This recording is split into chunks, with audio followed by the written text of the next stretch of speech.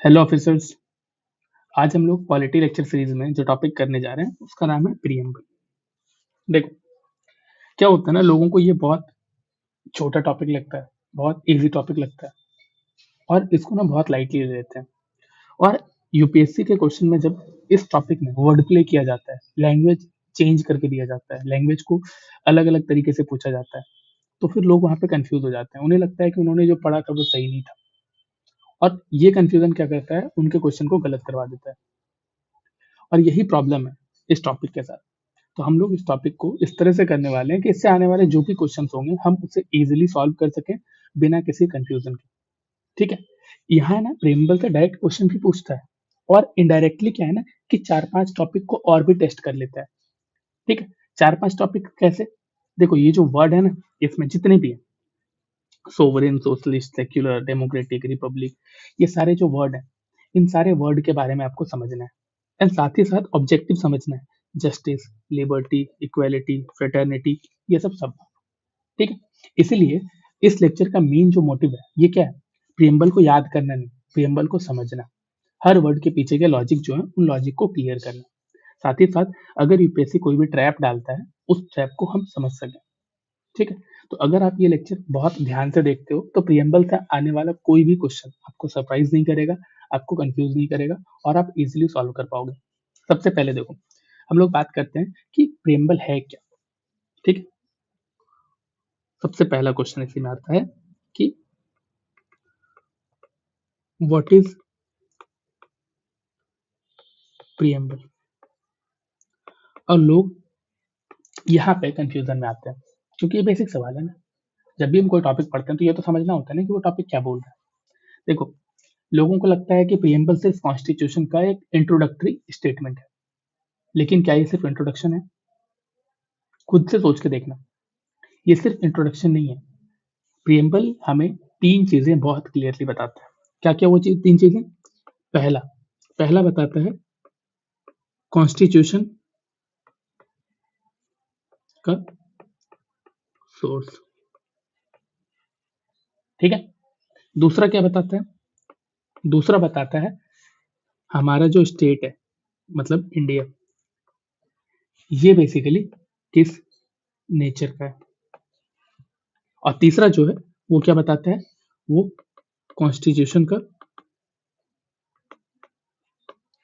गोल क्या है, ऑब्जेक्टिव क्या है। मतलब आप समझ रहे हो कि प्रियम्बल कॉन्स्टिट्यूशन का एक डायरेक्शन बोर्ड की तरह है। अगर कंफ्यूजन हो तो प्रियम्बल की तरफ जाओ, वो आपको गाइड करेगा आगे क्या करना है। ठीक है। इसीलिए आप देखो, हम पहले ना प्रियम्बल को एक बार पढ़ते हैं, सभी पढ़ दो, ये प्रियम्बल है। ठीक है। अब देखो, प्रियम्बल स्टार्ट कहाँ से होता है? प्रियम्बल स्टार्ट होता है we the people of India. क्या आपको क्या लग रहा है, ये जो लाइन है, ये लाइन सिर्फ एक इमोशनल लाइन है? ऐसा तो नहीं है। इस लाइन के पीछे बहुत बड़ा मतलब है। इसका जो कॉन्स्टिट्यूशनल मीनिंग है ना, देखो, we the people of India, ये जो लाइन है, इस लाइन का कॉन्स्टिट्यूशनल मीनिंग बहुत ही बड़ा है।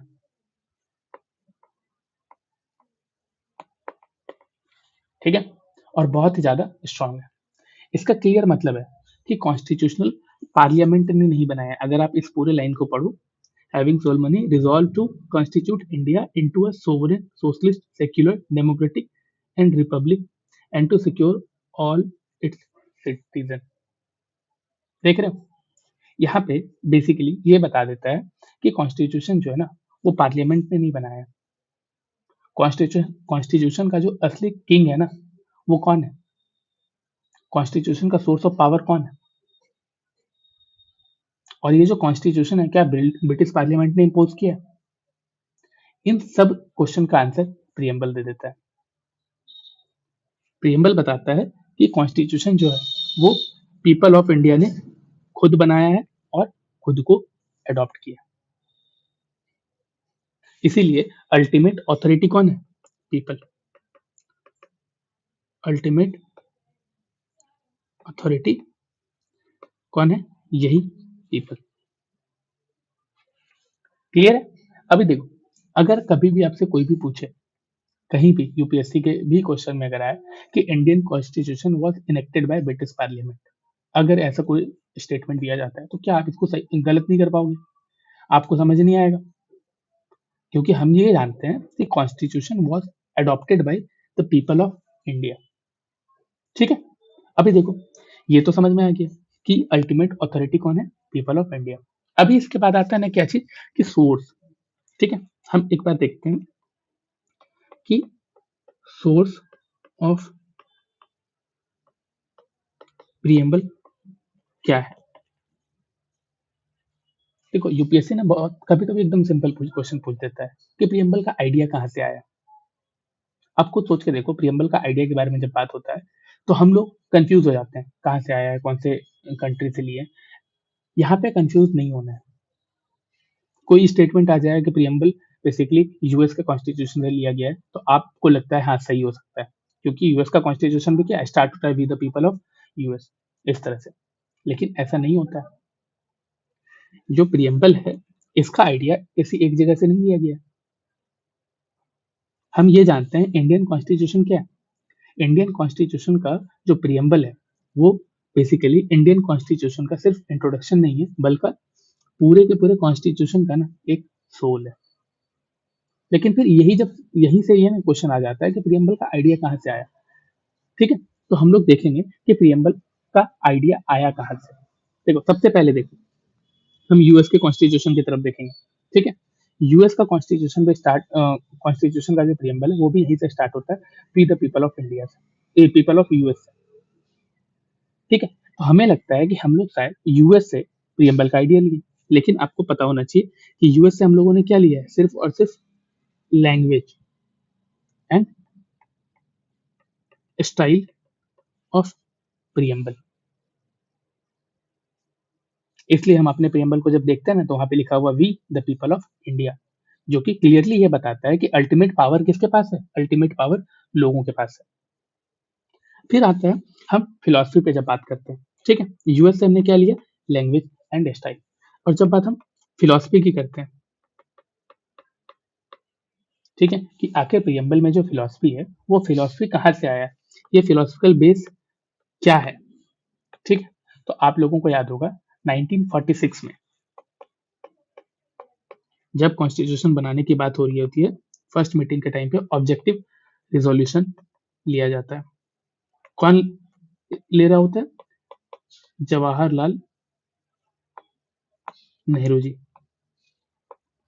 इनके ऑब्जेक्टिव रिजोल्यूशन से बेसिकली फिलोसफिकल बेस बनता है हमारे प्रीएम्बल का। और ये ऑब्जेक्टिव रिजोल्यूशन कहाँ मूव होता है? कॉन्स्टिट्यूएंट असेंबली में।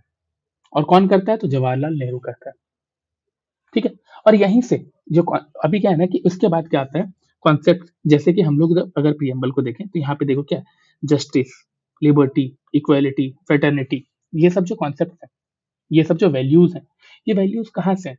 आपको भी पता है, जब आप लोग थोड़ा सा दिमाग लगाते हो तो आपको पता चल जाता है कि ये जो वैल्यूज हैं ये फ्रेंच रिवॉल्यूशन के आइडियल्स की तरह लग रहे हैं। ठीक है, तो ये जो कॉन्सेप्ट है, हम जो देखते हैं जस्टिस, इक्वालिटी, ठीक है, लिबर्टी एंड फ्रेटर्निटी, ये जो वैल्यूज, ये वैल्यूज कहाँ से आए? ये सारे वैल्यूज इंस्पायर्ड हैं फ्रेंच रिवॉल्यूशन से। ठीक है, तो आपको एक चीज ध्यान रहे कि हमारा जो प्रीएम्बल है उसका जो लैंग्वेज है वो हम लोग कहाँ से लिए? यूएसए से। जब हम फिलोसफी की बात करते हैं तो वो आता है ऑब्जेक्टिव रिजोल्यूशन से। और जो वैल्यूज है इसमें, वो वैल्यूज हम लोग फ्रेंच रिवॉल्यूशन से इंस्पायर करके लेते हैं। तो इंडियन प्रीएम्बल जो है वो Indian society, Indian problem, Indian objective, इन सब के हिसाब से लिखा गया।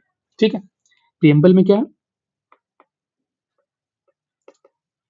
आप देखोगे तो हमारे प्रीएम्बल को इस तरह से बनाया गया है जिसमें कि वो इंडियन सोसाइटी में फिट बैठे, साथ ही साथ हमारे जो इंडियन प्रॉब्लम है उन प्रॉब्लम को वो सॉल्व करे।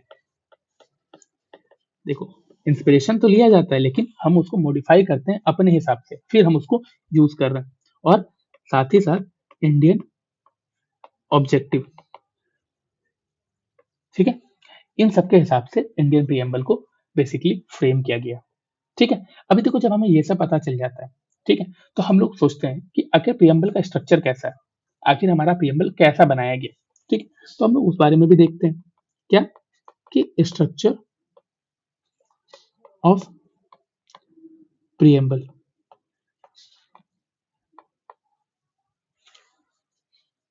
ठीक है, तो हम प्रीएम्बल को इस तरह से समझने का ट्राई करेंगे जिससे कि हमें कोई भी कंफ्यूजन ना आए। तो हम लोग क्या करते हैं, प्रीएम्बल को 3 लॉजिकल पार्ट में डिवाइड कर देते हैं। सबसे पहला पार्ट क्या होता है? पहला पार्ट होता है सोर्स ऑफ ऑथोरिटी। ठीक है, दूसरा पार्ट होता है नेचर ऑफ स्टेट, कि हमारे स्टेट का नेचर कैसा है। एंड तीसरा पार्ट हो जाता है ऑब्जेक्टिव ऑफ द कॉन्स्टिट्यूशन। ठीक है, तो अगर हम अपने प्रीएम्बल को डिवाइड करें, ठीक है, तो हम लोग डिवीजन करते हैं एक बार, फिर देखते हैं ये डिवीजन कैसे होता है। पहले हम लोग क्या करेंगे, पहले पार्ट को करेंगे। ठीक है, और पहला पार्ट क्या है हमारा ऑब्जेक्टिव, सॉरी हमारा सोर्स। सोर्स क्या है? All the people of India. ठीक है, ये हमारा सोर्स है। फिर बात आती है नेचर की। तो नेचर को क्या करते हैं हम लोग ग्रीन कलर से मार्क करते हैं। कैसा नेचर चाहिए? Sovereign, socialist and secular democratic Republic. ठीक है, एंड फिर आता है एक और पार्ट। क्या हमने क्या डिवीजन किया था कि ऑब्जेक्टिव, ये जो है जस्टिस, लिबर्टी, इक्वेलिटी, फ्रेटर्निटी, ये क्या है? ये हमारे ऑब्जेक्टिव है। ठीक है, तो इस तरह से क्या होता है कि हम अपने प्रीएम्बल को बेसिकली 3 पार्ट में डिवाइड कर देते हैं। अब हम इन तीनों पार्ट के बारे में समझेंगे। ठीक है, उसके बाद यहाँ से कोई भी कंफ्यूजन नहीं आएगा। देखो सबसे पहले हम पार्ट 1 करते हैं, सोर्स। क्या है सोर्स? सबसे पहले हम सोर्स के बारे में जब बात करते हैं तो हम लोग पहला स्टेटमेंट देखते हैं, we the people of India. ये जो लाइन है, ये लाइन क्या बताता है? ये लाइन हमें सोर्स ऑफ अथॉरिटी के बारे में बताता है। ठीक है, ये वर्ड सिर्फ और सिर्फ इमोशनल नहीं है या फिर सिर्फ और सिर्फ पैट्रियोटिक नहीं है। ये क्या है? इस वर्ड का बहुत ही ज्यादा deep legal and constitutional meaning है। ठीक है, इसका मतलब क्या होता है? यहाँ पे इंडिया में जो लोग हैं, पीपल्स हैं, ये लोग क्या है? ये लोग सोवरेन है। और हमें ये भी पता चलता है कि जो इंडियन गवर्नमेंट है, गवर्नमेंट क्या है? सिर्फ और सिर्फ ट्रस्टी है, हमारे बिहाफ में देश को चला रही है। एंड इसके साथ साथ जो पार्लियामेंट है, ये भी कॉन्स्टिट्यूशन के ऊपर नहीं है। कॉन्स्टिट्यूशन क्या है? सुप्रीम है। तो ये जो कॉन्सेप्ट है ना, we the people of India, ये जो लाइन है, ये लाइन सिंपल क्या है ना, कि हमें कुछ कुछ कॉन्सेप्ट बता देता है। क्या क्या कॉन्सेप्ट बता देता है? हमें कॉन्सेप्ट बता देता है कॉन्स्टिट्यूशन की सुप्रीमेसी के बारे में। ठीक है, हम लोग यहाँ लिखेंगे supremacy of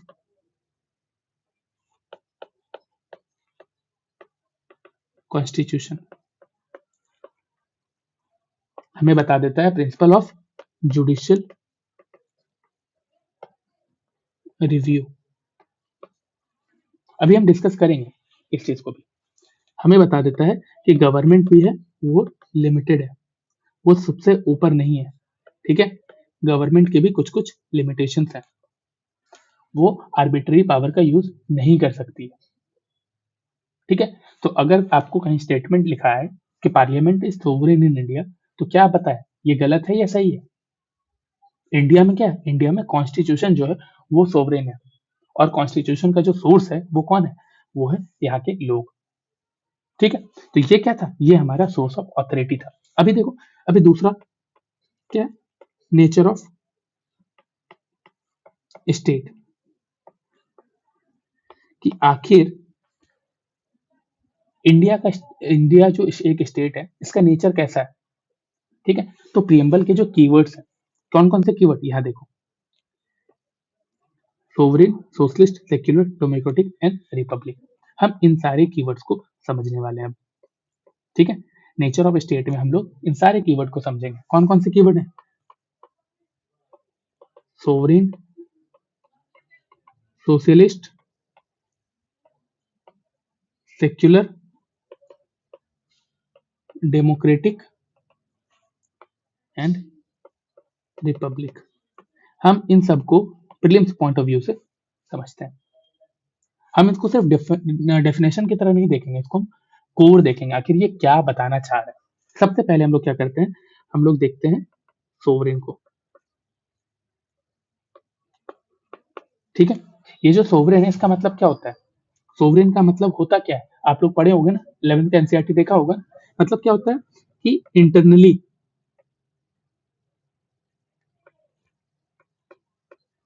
supremacy and externally independent. मतलब क्या है? मतलब इंडिया इंटरनल डिसीजन अपने खुद लेता है, और साथ ही साथ जो हमारी फॉरेन पॉलिसी है, हम उसके लिए भी किसी और पे डिपेंडेंट नहीं है, हम उसके लिए भी इंडिपेंडेंट है, हम खुद से अपनी फॉरेन पॉलिसी फ्रेम कर सकते हैं। तो फिर क्या होता है ना, ये जो लाइन है सोवरेन की लाइन, यहाँ से ना देखोगे स्टेटमेंट जो बने हैं पीवाईक्यूज में, वो स्टेटमेंट को हम उठा लेते हैं, और वो स्टेटमेंट क्या कंफ्यूज करता है? 1947 के बारे में। ठीक है, 1947 को लेकर कंफ्यूजन आता है कि 1947 में इंडिया इंडिपेंडेंट हुआ, लेकिन क्या इंडिया अभी भी डोमिनियन स्टेटस में था? डोमिनियन का मतलब तो पता है ना, कि ब्रिटिश क्राउन का सिंबॉलिक लिंक है। ठीक है, सिंबॉलिक वहां पे पावर दिख रहा है। लेकिन हम क्या जानेंगे, जब इंडिया आजाद हुआ था, कब? 15 अगस्त 1947। इस टाइम पे इंडिया क्या था? डोमिनियन स्टेटस में था। कब तक? ब्रिटिश क्राउन से उसका सिंबॉलिक लिंक था। आप अगर देख पा रहे हो तो गवर्नर जो हमारे जो वाइस राय थे, उनके एज। ठीक है, लेकिन फिर क्या होता है जब हम कॉन्स्टिट्यूशन को अडॉप्ट कर लेते हैं, कब? 26 जनवरी 1950। जिस दिन हम कॉन्स्टिट्यूशन को अडॉप्ट कर लेते हैं, उस दिन क्या होता है? कॉन्स्टिट्यूशन इंप्लीमेंट हो जाता है, और इंडिया उस दिन सोवरेन बन जाता है। अब इंडिया अपने फॉरेन रिलेशन और इंटरनल मैटर्स सब कुछ इंडिपेंडेंटली देख रहा है, इसके ऊपर किसी और का हक नहीं है। तो अगर स्टेटमेंट ऐसा हो कि इंडिया बिकेम सोवरेन ऑन 15 अगस्त 1947, तो ये स्टेटमेंट क्या है? ये स्टेटमेंट गलत हो जाएगा। सोवरेनिटी जो है वो कॉन्स्टिट्यूशन के इम्प्लीमेंटेशन के बाद आता है। ठीक है, तो ये था बेसिकली इससे आने वाले डाउट जो पीवाईक्यू में आ चुके थे, ये वाला कॉन्सेप्ट 1946-7 वाला। ठीक, तो मैंने इसको यहाँ पे क्लियर किया। अभी देखो, फिर आता है दूसरा वैल्यू। ठीक है, वो क्या है? वो है सोशलिस्ट। देखो, सोशलिस्ट वर्ड जो है ये ना ओरिजिनल प्रियम्बल का पार्ट नहीं था। ओरिजिनल प्रियम्बल का पार्ट नहीं था, इसे अमेंडमेंट के थ्रू ऐड किया गया है। कौन सा अमेंडमेंट? तो 42nd कॉन्स्टिट्यूशनल अमेंडमेंट एक्ट। कब? 1976। इस अमेंडमेंट के थ्रू हमारे प्रियम्बल में सोशलिस्ट वर्ड को ऐड किया गया था। सबसे इंपॉर्टेंट सवाल ना अब यहाँ पे आता है, और वो क्या है? क्या इंडियन सोशलिज्म, ठीक है, इंडियन सोशलिज्म एंड जो मार्क्सिस्ट सोशलिज्म है, ये दोनों सेम है या फिर अलग अलग है? देखो, सबसे पहले हम क्या करेंगे, हम मार्क्सिस्ट सोशलिज्म को समझेंगे। ठीक है, उसके बाद हम लोग इंडियन सोशलिज्म के बारे में देखते हैं।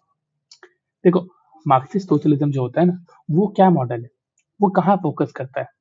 वो फोकस करता है कि जो प्रॉपर्टी है, मतलब कि जो रिसोर्सेस है, इन सब के ऊपर सिर्फ और सिर्फ गवर्नमेंट का कंट्रोल होगा। ठीक है, मतलब कि स्टेट का कंट्रोल होगा, और ये जो कंट्रोल है ये क्या है? ये कंप्लीट कंट्रोल के बारे में बात करता है। ठीक है, लेकिन जो इंडियन मॉडल है, इंडियन सोशलिज्म है, वो कैसा है? इंडियन सोशलिज्म को अगर आप देखोगे तो ये क्या करता है, ये यहाँ पे जो स्टेट है, स्टेट प्राइवेट प्रॉपर्टी को एबॉलिश नहीं करता है, ठीक है। लेकिन हम लोग क्या देख रहे थे, जो मार्क्सिस्ट सोशलिज्म था ये प्राइवेट प्रॉपर्टी को ही एबॉलिश कर देता है। और साथ ही साथ जो स्टेट का कंट्रोल है, जो स्टेट का कंट्रोल है वो भी कंप्लीट कंट्रोल नहीं होता। इंडिया में क्या है, जो कि ऐसे सेक्टर हैं जो कि बहुत ज़्यादा इंपॉर्टेंट है, बहुत ज़्यादा सेंसिटिव है, उन सब के गवर्नमेंट का कंट्रोल है। लेकिन अदर जो सेक्टर है वहां पे प्राइवेट भी अपना कंट्रोल रख सकता है। तो इंडियन मॉडल अलग है, इंडियन सोशलिज्म अलग है। यहाँ पे बेसिकली ये क्या बताता है, ये बताता है डेमोक्रेटिक सोशलिज्म के बारे में।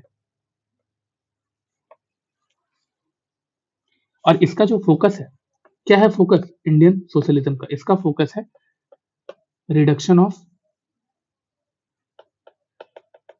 इनइक्वालिटी पे, इसका फोकस है वेलफेयर पे। किसके welfare, welfare of weaker section, ठीक है। इंडियन सोशलिज्म का फोकस और कहाँ है, इक्वल अपॉर्चुनिटी पे, ठीक है। हमें ये सब समझना है। और सबसे बड़ी बात, यहाँ से जो कंफ्यूजन क्रिएट किया जाता है, यहाँ से जो ट्रैप बनाया जाता है वो इस चीज पे बनाया जाता है कि क्या सोशलिस्ट ओरिजिनल कॉन्स्टिट्यूशन का पार्ट था। तो हमें क्या पता है, ओरिजिनल प्रीएम्बल का पार्ट नहीं था, इसे बाद में ऐड किया गया। क्या इंडियन सोशलिज्म और मार्क्सिस्ट सोशलिज्म दोनों सेम है, तो हमें पता है दोनों सेम नहीं, दोनों अलग अलग, ठीक है। तो ये बेसिकली यूपीएससी के ट्रैप्स अभी तक आए, तो हम उसके हिसाब से देख लिए। अभी आपको इसी तरह से सोचना है, तो आने वाले ट्रैप भी जो होंगे ना आपके लिए इजी हो जाएंगे, ठीक है। अब आते हैं, बात करते हैं तीसरी चीज पे, और ये क्या, ये है सेक्युलर। अभी देखो ये सेक्युलर में भी चीजें आपको अलग दिखेगी। सेक्युलर का मतलब इंडिया में, और सेक्युलर का मतलब वेस्टर्न सेक्युलरिज्म जो, वो दोनों में क्या डिफरेंस है, ठीक है। अभी देखो हम लोग इसी चीज को पहले समझते हैं। वेस्टर्न सेक्युलरिज्म ये क्या बताता है, ये बताता है complete separation of religion and state, ठीक है। बट हमारा जो इंडियन सेक्युलरिज्म है,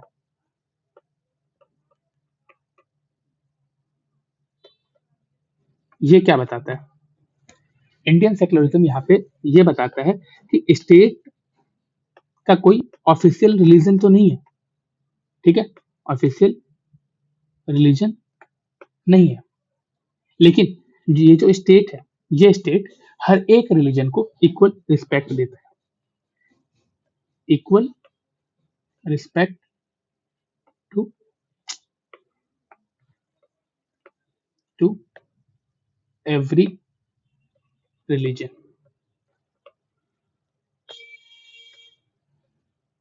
ठीक है। यहाँ पे देखो ये क्या कर रहा है, इक्वल रिस्पेक्ट दे रहा है हर एक रिलीजन को।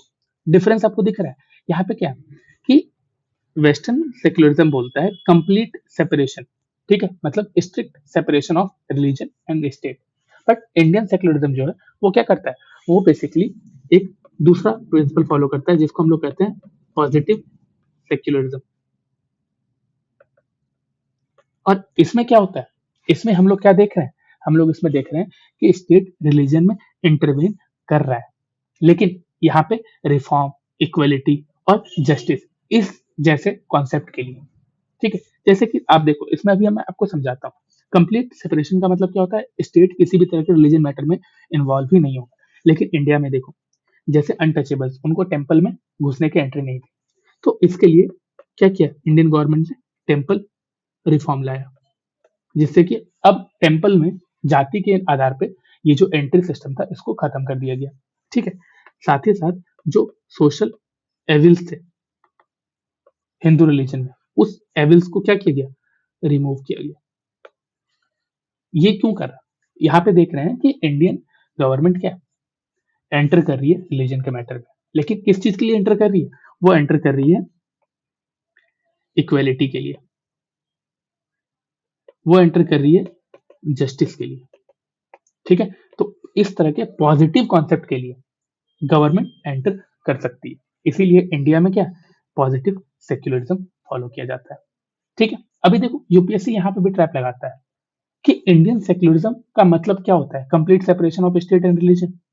लेकिन ये तो नहीं होता है। हमने ये कहाँ देखा था, ये हमने देखा था वेस्टर्न सेक्युलरिज्म। बस इतना सा समझना है, ज्यादा डिटेल में नहीं जाना है। प्रीलिम्स में इतना नॉलेज से आराम से क्वेश्चन सॉल्व कर लोगे बिना किसी कंफ्यूजन के। ठीक है, अभी देखो, अभी हम फोर्थ पे आते हैं। फोर्थ क्या है, डेमोक्रेटिक। डेमोक्रेटिक का मतलब क्या है? क्या डेमोक्रेटिक का मतलब सिर्फ और सिर्फ इलेक्शन है कि यहाँ पे इलेक्शन के थ्रू गवर्नमेंट चुना जा रहा है, या फिर डेमोक्रेसी का मतलब इससे भी ज्यादा वाइडर है? क्योंकि सिर्फ इलेक्शन समझना तो एक नैरो अप्रोच है ना, कि हम डेमोक्रेसी को बहुत नैरो अप्रोच के साथ देख रहे हैं। तो यहाँ पे क्या है, डेमोक्रेसी का जो मतलब है वो क्या है, government of the people, government by the people and government for the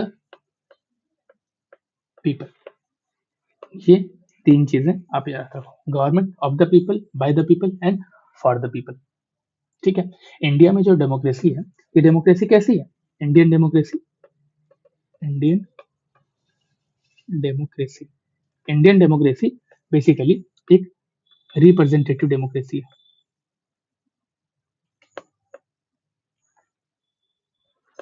अभी देखो बहुत लोग आएंगे कि सर प्रीलिम्स के क्वेश्चन में तो डेमोक्रेसी के भी बहुत सारे फॉर्म आए थे, अलग अलग फॉर्म थे। ठीक है, देखो वो चीज आपको देखना है, लेकिन उसमें इतना नहीं घुसना है। बस हमको ये जानना है कि इंडियन डेमोक्रेसी क्या है, एक रिप्रेजेंटेटिव डेमोक्रेसी है, ये डायरेक्ट डेमोक्रेसी नहीं है। हम डायरेक्ट अपने देश के प्रेसिडेंट को नहीं चुनते हैं, हम डायरेक्ट अपने देश के पीएम को नहीं चुनते हैं, हम एमएलए चुनते हैं, हम एमपी चुनते हैं, और फिर ये लोग जाके लीडर चुनते हैं आपस में। ठीक है, इसी चीज को कहा जाता है रिप्रेजेंटेटिव डेमोक्रेसी। अभी देखो इंडियन डेमोक्रेसी के जो पिलर्स है, इसके बारे में समझो कि आखिर इसके पिलर्स क्या क्या है। ठीक है, तो आप देखोगे इंडियन डेमोक्रेसी के पिलर हैं यूनिवर्सल एडल्ट फ्रेंचाइजी। ठीक है, यहाँ पे हम लोग देखेंगे, यहाँ पे फॉलो किया जाता है रूल ऑफ लॉ, यहाँ पे फॉलो किया जाता है अकाउंटेबिलिटी। किसकी अकाउंटेबिलिटी, पार्लियामेंट की, गवर्नमेंट की अकाउंटेबिलिटी यहाँ पे हम लोग चेक करते हैं। तो डेमोक्रेसी का मतलब सिर्फ और सिर्फ इलेक्शन नहीं होता है, डेमोक्रेसी का मतलब ये सारी चीजें भी होती है, government of the people, government by the people, government for the people. ठीक है, तो हम थोड़ा वाइडर पर्सपेक्टिव से देखेंगे इन सारी चीजों को। यहाँ पे आपको बहुत नैरो होकर नहीं सोचना है, क्वेश्चन भी आएगा ना जब आप अपने नॉलेज को अप्लाई करोगे तो थोड़ा वाइडर पर्सपेक्टिव से अप्लाई करना, तभी देखोगे यहाँ पे कंफ्यूजन नहीं होगा। ठीक है, अभी देखो इसके अलावा हम देखें रिपब्लिक। रिपब्लिक क्या है, रिपब्लिक का मतलब क्या होता है, रिपब्लिक का मतलब होता है हेड ऑफ द स्टेट। ये जो हेड ऑफ द स्टेट है, ये क्या कोई मोनार्क है, या फिर ये जो पोजीशन है क्या ये पोजीशन हेरिडेटरी है या नहीं है। हम इन सब चीजों के बारे में देखते हैं, क्या देखते हैं कि ये इलेक्टेड होता है या नहीं होता है, या फिर हेरिडेटरी पोजीशन। ठीक है, हम इन दोनों चीजों के बारे में देखेंगे। और हम क्या देखते हैं, इंडिया का जो हेड ऑफ स्टेट है वो कौन होता है, वो होता है प्रेसिडेंट। तो क्या इंडिया में जो प्रेसिडेंट है ये इलेक्टेड होता है, जी हाँ, ये इलेक्टेड होता है। यहाँ पे भी डायरेक्ट इलेक्शन नहीं होता है, ये भी ध्यान रखना। ठीक है, और इसीलिए अगर ये इलेक्टेड है तो ये रिपब्लिक है, अगर ये हेरिडेटरी नहीं है तो ये रिपब्लिक है। इंडिया में क्या देखा है आपने कि प्रेसिडेंट हेरिडेटरी होता है, कि आज के टाइम पे जो प्रेसिडेंट है उसके बाद उनके बाद जो प्रेसिडेंट आएंगे वो उसका भी बेटा होगा, ऐसा तो नहीं है। अभी देखो एग्जाम्पल देखो, यूके का एग्जाम्पल लो, वहां पे क्या वहां पे जो हेड ऑफ स्टेट है वो कौन है? वहां का क्वीन या फिर किंग। वो तो हेरिडेटरी होता है। तो क्या यूके रिपब्लिक है? हम क्या बोलेंगे? नहीं है। डेमोक्रेटिक है? तो है। तो हम इन्हीं सब चीजों को यहाँ पे समझते हैं। तो इंडिया क्या है? इंडिया रिपब्लिक है। कैसे है? तो यहाँ पे हेड ऑफ स्टेट जो होता है वो क्या है? वो इलेक्टेड भी है और साथ ही साथ हेरिडेटरी भी नहीं है। तो रिपब्लिक का मतलब सिर्फ ये नहीं होता है कि एब्सेंस ऑफ मोनार्कियल सिस्टम, इस तरह तो फिर ये वाला सिस्टम, लेकिन ये भी देखना है कि इलेक्टेड है या नहीं है। तो ये दोनों चीजों को हमें चेक करना है। रिपब्लिक का मतलब क्या होता है? Elected head of the state. Clear है? चलो, ये थे हमारे जो बेसिक फीचर हम लोगों ने देखे थे यहाँ पे, कि आखिर नेचर कैसा होगा। ठीक है, नेचर कैसा? Sovereign, socialist, secular, democratic and Republic. अब हम लोग बात करेंगे लास्ट चीज के बारे में। और लास्ट क्या है? हम लोग देखेंगे ऑब्जेक्टिव ऑफ द कॉन्स्टिट्यूशन। ठीक है,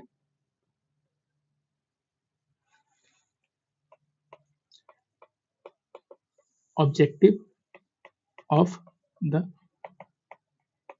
कॉन्स्टिट्यूशन। ठीक है, देखो यहाँ पे ऑब्जेक्टिव में हम लोग क्या बात करते हैं? हम लोग बात करते हैं जस्टिस के बारे में।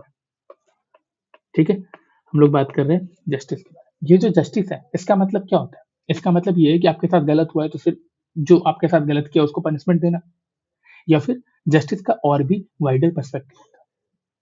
जस्टिस का और भी मतलब होता है। देखो प्रियम्बल में जस्टिस 3 फॉर्म में दिए गए। क्या क्या दिया? एक दिया है सोशल जस्टिस। ठीक है, एक दिया है इकोनॉमिक जस्टिस, एक दिया है पॉलिटिकल जस्टिस। तो अगर क्वेश्चन में इसके अलावा किसी और जस्टिस के बारे में बात किया जाता है तो क्या वो स्टेटमेंट सही होगा? नहीं होगा। क्यों? क्योंकि प्रियम्बल में हम लोग जस्टिस के 3 फॉर्म देख रहे हैं। कौन कौन से? सोशल जस्टिस, इकोनॉमिक जस्टिस और पॉलिटिकल जस्टिस। और ये जो जस्टिस है ये क्यों किया जा रहा है? देखो, ये जो जस्टिस सिस्टम है ये इसलिए दिया जा रहा है यहाँ पे ताकि यहाँ जो एक्सप्लॉयटेशन हो रहा था, ठीक है, वो एक्सप्लॉयटेशन खत्म हो सके। ठीक है, एक्सप्लॉयटेशन को खत्म करने के लिए, और साथ ही साथ इस सोसाइटी को फेयर सोसाइटी बनाना है। ठीक है, फेयर सोसाइटी बनाना है। यहाँ पे सभी को इक्वल राइट्स, इक्वल अपॉर्चुनिटी। अभी देखो, इसी के कारण क्या होता है, जब हम जस्टिस के बारे में देखते हैं हमें क्या सोशल जस्टिस मिला, इकोनॉमिक जस्टिस मिला, साथ ही साथ पॉलिटिकल जस्टिस मिला। अब यहाँ पे क्या बात आती है? पॉलिटिकल जस्टिस क्या करता है? आपके कुछ राइट्स को सिक्योर करता है ना। अभी देखो ये कैसे करता है, तो हम लोग यहाँ पे देखेंगे लिबर्टी के बारे में। ठीक है, हम लोग हर एक ऑब्जेक्टिव को यहाँ पे बहुत डिटेल में देखने वाले हैं। आप देखोगे तो प्रियम्बल में लिबर्टी जो है उसमें क्या लिखा हुआ है, तो हम लोग ने ये भी देखते हैं। Liberty of thought, expression, belief, faith and worship. देख रहे हो आपको किस किस चीजों की लिबर्टी दी गई है, आप इसके बारे में भी प्रियम्बल में पता कर सकते हो। ठीक है, इस कैसे कैसे लिबर्टी दी गई है? Liberty of thought, liberty of expression, liberty of belief, liberty of faith, liberty of worship. आखिर इन सब का मतलब क्या? यहाँ जो लिबर्टी दी गई है, क्या ये लिबर्टी आपको एब्सोल्यूट है? मतलब आप जो मर्जी वो सोच सकते हो, आप जो मर्जी वो कर सकते हो, ऐसा तो नहीं है। यहाँ पे क्या है, जो लिबर्टी आपको मिली है ना, ये लिबर्टी एब्सोल्यूट नहीं है। क्यों नहीं है? देखो, अगर आज के दिन मुझे ऐसा हो जाए कि मैं सोच रहा हूँ कि मैं न्यूक्लियर वेपन घर पे बना लूँ, ठीक है? एक ऐसे ही अगर आपको सोचने की पूरी आज़ादी दी गई है, पूरी लिबर्टी दी गई है, तो आप कुछ भी सोच सकते हो, ऐसा तो नहीं है। आप न्यूक्लियर बम बनाने के बारे में सोच रहे हो, तो क्या गवर्नमेंट आपको ये अलाउ करेगा? क्यों नहीं करेगा? क्योंकि ये सोसाइटी के लिए सही नहीं है, ये हमारी कंट्री के लिए सही नहीं है। ठीक है, आपको लिबर्टी दी गई है, इसका मतलब आप किसी को भी मारपीट कर सकते हो, ऐसा तो नहीं है। तो क्या है, जब आपको आपकी लिबर्टी एब्सोल्यूट हो जाती है ना, तो आपके साथ जो होते हैं, आपके आगे जो लोग होता है, उनकी लिबर्टी में थोड़ा सा रेस्ट्रिक्शन लग जाता है। इसीलिए इंडिया में जो लिबर्टी दी गई है, ये लिबर्टी एब्सोल्यूट नहीं दी गई। इस पे क्या है, इस पे रीजनेबल रेस्ट्रिक्शंस लगाई गई है। ठीक है, जो आपको यहाँ पे लिबर्टी दी गई है उस पर कुछ ना कुछ रीजनेबल रेस्ट्रिक्शंस है। ठीक है, तो अभी देखो ये जो रेस्ट्रिक्शंस है वो क्यों है, क्योंकि सिर्फ आपकी लिबर्टी, आपका राइट नहीं है, इसके अलावा और भी लोग हैं, उनका भी कुछ ना कुछ फंडामेंटल राइट है। और इसी चीज के लिंक के कारण हम देखते हैं कि इंडिया में भी कुछ ना कुछ लिबर्टी में रीजनेबल रेस्ट्रिक्शंस है। अभी जब हम लोग फंडामेंटल राइट पढ़ेंगे ना, तो उस टाइम पे और डिटेल में जाके देखेंगे कि क्या क्या है। ठीक है, तो एक तो ये है कि इंडिया में क्या एब्सोल्यूट लिबर्टी नहीं है, लिबर्टी है लेकिन विद रीजनेबल रेस्ट्रिक्शन। फिर आता है इक्वेलिटी। देखो, ये जो इक्वेलिटी का वैल्यू है वो क्या है, वो क्या बताता है, इसका मतलब क्या है। देखो, इसका मतलब है कि इंडिया में रहने वाले जितने भी लोग हैं उन सबको इक्वल माना जाएगा। ठीक है, और ये जो इक्वल माना जाएगा ये किस बेसिस पे है? ये है इक्वेलिटी बिफोर लॉ, एंड साथ ही साथ इक्वल प्रोटेक्शन ऑफ लॉ। यहाँ पे इक्वेलिटी का दो मतलब है। मतलब इक्वेलिटी में हम देख रहे हैं इक्वेलिटी बिफोर लॉ, मतलब लॉ के लिए सब सेम है। एंड साथ ही साथ एक चीज और ध्यान में रखना है कि आर्बिट्रेरी डिस्क्रिमिनेशन भी जो है वो यहाँ पे अलाउड नहीं है। इसीलिए दूसरा भी कॉन्सेप्ट है इक्वल प्रोटेक्शन ऑफ लॉ। ठीक है, अभी क्या है, जब हम फंडामेंटल राइट देखेंगे ना, आर्टिकल 14, उसका जो फिलोसफिकल बेस है वो इसी चीज पे बेस्ड है। और इस चीज को हम लोग, ये जो दोनों टर्म है, इन दोनों टर्म को डिटेल में वहां पे समझेंगे। ठीक है, एक तो ये था प्रियम्बल में इक्वलिटी का मतलब, ठीक है, कि लॉ के आगे सब सेम है, एंड साथ ही साथ आर्बिट्रेरी डिस्क्रिमिनेशन इंडिया में अलाउड नहीं है। अभी बात आती है अगले वैल्यू की, और ये वैल्यू कौन है, ये है फ्रेटर्निटी। सर ये फ्रेटर्निटी क्या है, इसका मतलब क्या होता है, इसका मतलब होता है सेंस ऑफ ब्रदरहुड, ब्रदरहुड, आपस में भाईचारे का सेंस, साथ ही साथ नेशनल यूनिटी का। क्या होता है ना, लोग सिर्फ ब्रदरहुड, फ्रेटर्निटी का मतलब इतना ही समझते हैं कि सेंस ऑफ ब्रदरहुड, इसके आगे जाते ही नहीं है। यहाँ पे आपको नेशनल यूनिटी का भी ध्यान रखना है कि हमें कुछ भी ऐसा चीज स्प्रेड नहीं करना है जिससे हमारे नेशनल यूनिटी पे किसी भी तरह का खतरा हो। एंड साथ ही साथ हमें हर उस इंसान की डिग्निटी का ख्याल रखना है, ठीक है, जो कि इस देश का सिटीजन है, जो एक लिविंग बिंग है। हमें हर एक इंसान की डिग्निटी का ध्यान रखना है, डिग्निटी ऑफ इंडिविजुअल।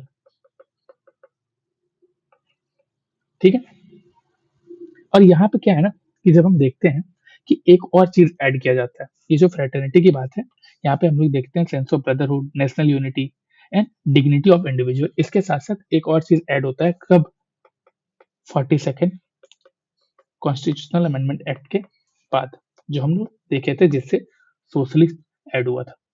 और इसमें एक चीज और ऐड हो जाता है, वो क्या होता है, वो है unity and integrity of the nation. ठीक है, अभी देखो इसका मतलब समझो, इसका मतलब क्या, यहाँ पे इंडिविजुअल डिग्निटी और साथ ही साथ नेशनल यूनिटी, ये दोनों इक्वली इंपॉर्टेंट है।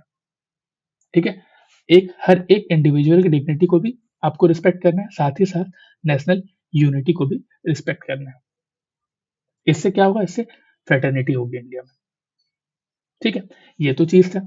अब ये सारे क्या है, ये सारे ऑब्जेक्टिव है कि कॉन्स्टिट्यूशन ये सारी चीजों को फुलफिल करना चाहता है, और ये सारी चीजों को फुलफिल करने की गारंटी देता है।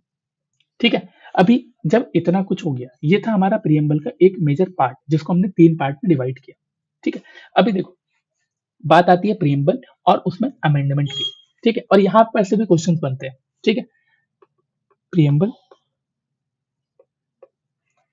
एंड अमेंडमेंट,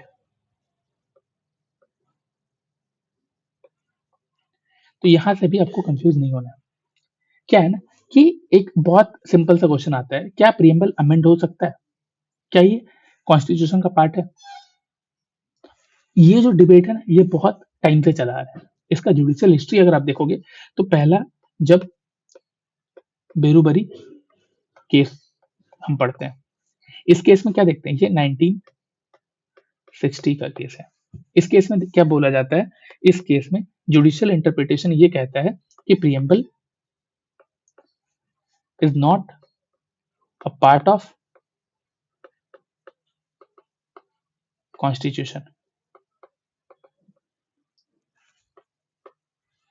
ठीक है, इसीलिए प्रीएम्बल में अमेंडमेंट नहीं हो सकता। एक बात ये बोल दिया जाता है। लेकिन उसी के बाद एक और केस आता है जो इसके बारे में हम लोग अभी पूरा जब तक पॉलिटी पढ़ेंगे तब तक डिस्कस करते रहेंगे, और वो क्या है, वो है केशवानंद भारती केस। ये केस कब का है, ये केस है 1973 का। ये केस के टाइम पे जुडिशियल इंटरप्रिटेशन क्या आता है कि प्रीएम्बल जो है वो कॉन्स्टिट्यूशन का पार्ट है। ठीक है, यहाँ पे ये भी बोला जाता है कि अगर वो कॉन्स्टिट्यूशन का पार्ट है तो इसमें भी अमेंडमेंट हो सकता है। ठीक है, लेकिन ये जो अमेंडमेंट होगा इसमें ध्यान देना है क्या चीज, यहाँ पे ध्यान देना है बेसिक स्ट्रक्चर। अभी बेसिक स्ट्रक्चर क्या है इसको हम लोग पढ़ने वाले हैं नेक्स्ट लेक्चर में। जब आगे के लेक्चर हम लोग करेंगे उसमें हम लोग सारे कॉन्सेप्ट को धीरे धीरे करके कवर करते जाएंगे। ठीक है, बस आपको यहाँ पे ये ध्यान रखना है कि जो कॉन्स्टिट्यूशन का बेसिक स्ट्रक्चर है वो स्ट्रक्चर चेंज नहीं होना चाहिए इसमें अमेंडमेंट के कारण। ठीक है, तो हमें ये भी ध्यान देना है कि basic structure can not be destroyed.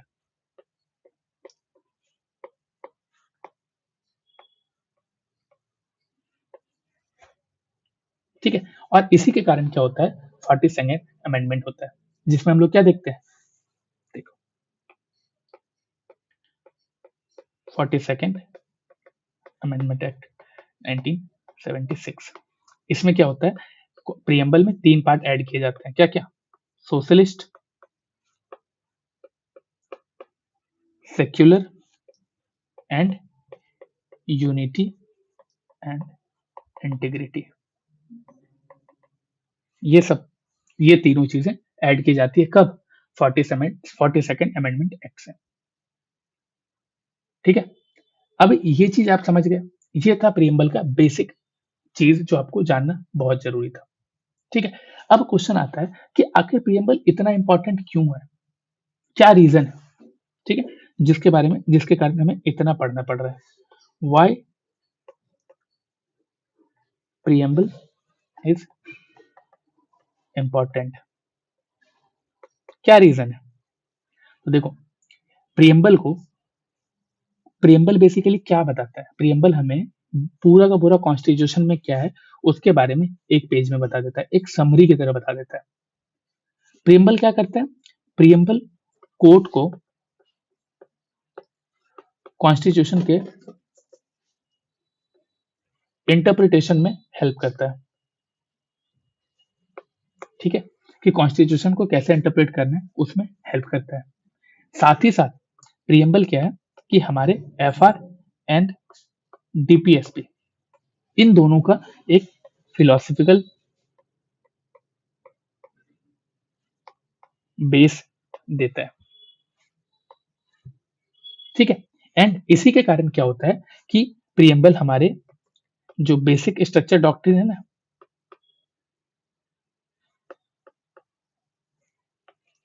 इसका बैकबोन बनता है। इसीलिए अगर आप सिर्फ ये सोच रहे हो कि प्रीएम्बल सिर्फ और सिर्फ डेकोरेशन के लिए, जैसे एक आगे में एक पेज डाल दिया जाता है, बैक फ्रंट कवर डाल दिया जाता है उसके तरह है, तो ये गलत है। प्रीएम्बल सिर्फ और सिर्फ डेकोरेटिव नहीं है, ये साथ ही साथ डायरेक्टिव भी है। ये हमें बताता है कि कॉन्स्टिट्यूशन में क्या लिखा हुआ है और कॉन्स्टिट्यूशन को कैसे इंटरप्रेट करना है। ठीक है, और इसी कारण से ये इतना इंपॉर्टेंट पार्ट बन जाता है। प्रियम्बल एक छोटा पैराग्राफ की तरह है, लेकिन इसके अंदर पूरा का पूरा कॉन्स्टिट्यूशन छिपा हुआ है, ठीक है? और अगर आप प्रियम्बल को समझ जाते हो, तो इसमें होने वाले हर वर्ड जिससे भी यूपीएससी ट्रैप बनाता है, उसके कॉन्टेक्स्ट एंड उसके जुडिशियल इंटरप्रिटेशन को भी बहुत आराम से समझ जाओगे। और अगर इतना समझ में आता है, तो प्रियम्बल से आने वाला कोई भी क्वेश्चन आपके लिए ईज़िली सॉल्वेबल हो जाएगा। ठीक है? तो प्रियम्बल क्या है? प्रियम्बल एक आप कह लो कॉन्स्टिट्यूशन का ब्रीफ स्ट्रक्चर है। ठीक है? तो यही था प्रियम्बल से रिलेटेड टॉपिक और प्रियम्बल से रिलेटेड इंपॉर्टेंट चीज़ें जो आपको जाननी ज़रूरी थी। ठीक है? इतना अगर आप समझ जा रहे हो, तो प्रियम्बल में इससे ज़्यादा कुछ भी नहीं पढ़ना है आपको। इतना भी करके जाओगे तो प्रियम्बल से आने वाला सारा क्वेश्चन आप ईज़िली सॉल्व कर सकते हो।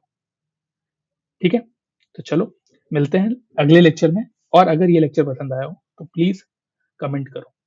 ये ज़रूरी है। Thank you.